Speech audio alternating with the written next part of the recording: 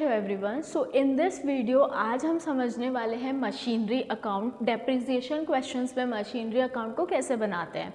ये जो क्वेश्चंस हैं ये मोस्ट इम्पॉर्टेंट क्वेश्चंस हैं। कॉमर्स के जो सबसे इम्पॉर्टेंट टॉपिक्स होते हैं वो हम इस चैनल पे शेयर करते हैं। तो आप अगर इस चैनल पे न्यू हैं तो सब्सक्राइब ज़रूर कीजिएगा इस चैनल को। और आइए चालू करते हैं हमारा आज का वीडियो, जिसका नाम है depreciation questions of machinery account under SLM method. SLM method मतलब स्ट्रेट लाइन मेथड होता है एक, उसी का दूसरा नाम होता है फिक्स्ड इंस्टॉलमेंट मेथड और उसी का दूसरा नाम होता है ओरिजिनल कॉस्ट मेथड। मतलब तीन जो नाम है ये सेम एक ही मेथड के अंदर आते हैं। इसके अलावा एक और डिफरेंट टाइप होता है जो नेक्स्ट वीडियो में हम पढ़ेंगे। इसमें हम ये समझ रहे हैं कि मशीनरी अकाउंट कैसे बनाते हैं डेप्रिसिएशन क्वेश्चंस के अंदर। तो आप एक बेसिक क्वेश्चन से इसको समझिए।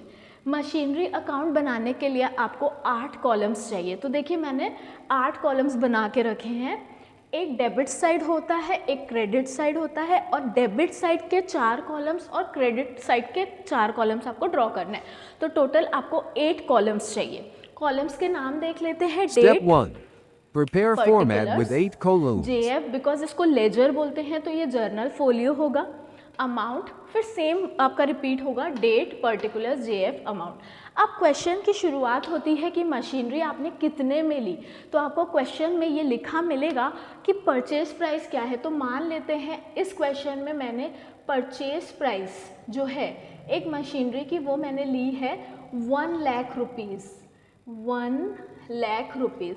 तो जब हम खरीदते हैं किसी भी चीज़ को तो एसेट अंदर आता है, तो डेबिट व्हाट कम्स इन होता है, इसीलिए उस हिसाब से मैं यहाँ पे लिख दूँगी टू कैश।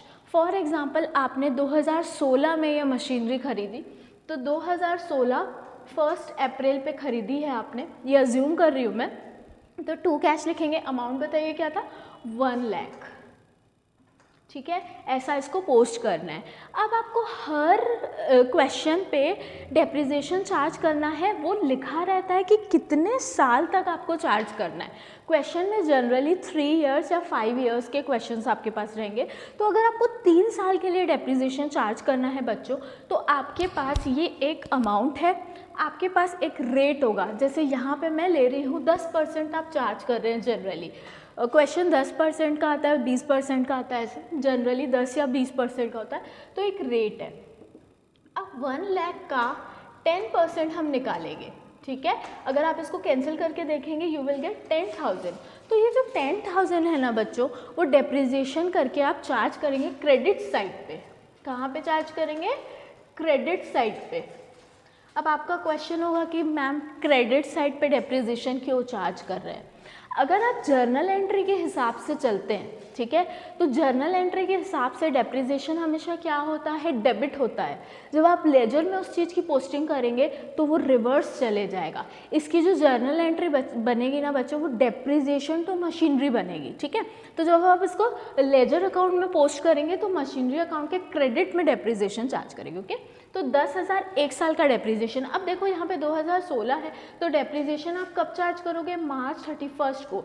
ये रूल है। ठीक है, आप जब भी मशीनरी खरीद रहे हो चार्ज लास्ट में ही करते हैं, मतलब ईयर एंड में ही आपको डेप्रिसिएशन लगाना है। ओके, अब यहाँ पे देखो ये पूरे साल का डेप्रिसिएशन लगा है। अगर मैं अप्रैल से 31 मार्च तक जाऊँगी तो 12 महीने का डेप्रिसिएशन लगा है। तो अमाउंट आपकी आ रही है 10,000। ठीक है, अब नेक्स्ट आप क्या करोगे, यहाँ पे आप करोगे बच्चों बाय बैलेंस कैरिड डाउन करोगे।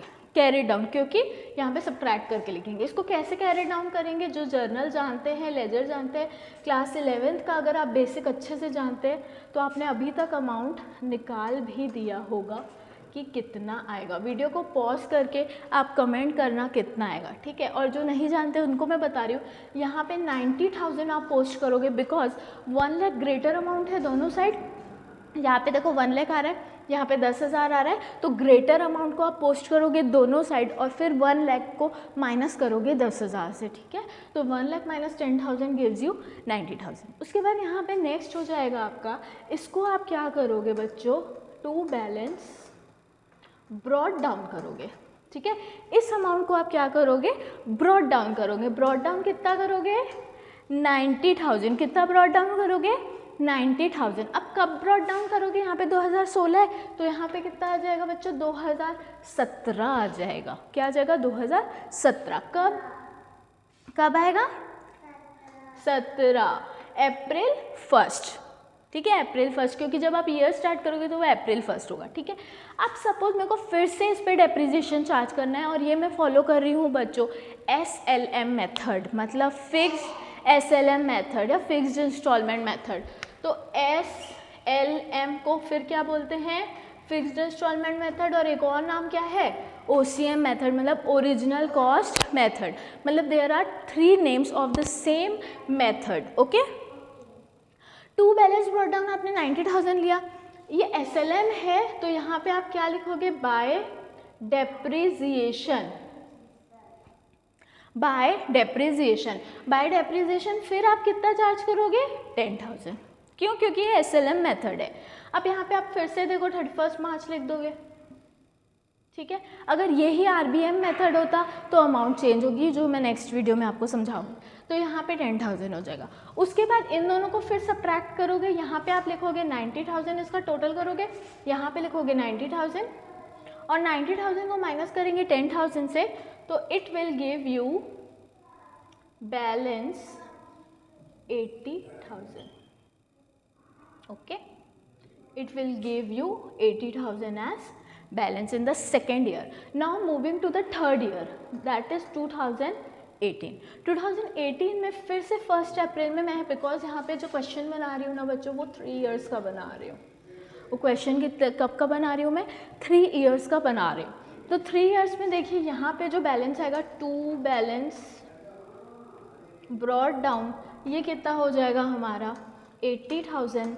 और इस 80,000 पे फिर मैं डेप्रिसिएशन चार्ज करूँगी, सेम डेप्रिसिएशन चार्ज करूँगी 10,000, और यहाँ पे फिर से मैं लिखूँगी 31 मार्च और दोनों को माइनस करूँगी और फिर 70,000 यहाँ पे लिखूँगी, और ये हमारा बाय बैलेंस कैरेट डाउन आ जाएगा।